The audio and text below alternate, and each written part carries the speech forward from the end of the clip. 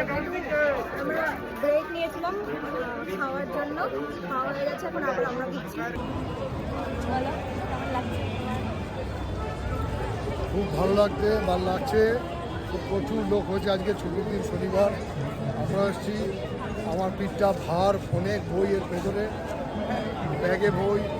এখন আমরা একটু খাওয়া দাওয়া করলাম, খাওয়া দাওয়া করে আমরা যাচ্ছি বুক ফার্মে যাচ্ছি, ওখানে সাইন করাবো, বই সই করানোর জন্য। লেখকরা আসবে একটু। ডেজের লাইন এটা।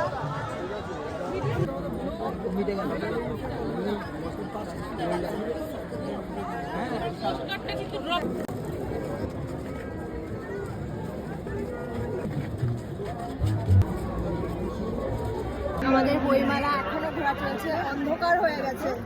এখন আমরা এখন বাড়ির পথে। বলো কেমন ঘুরলে?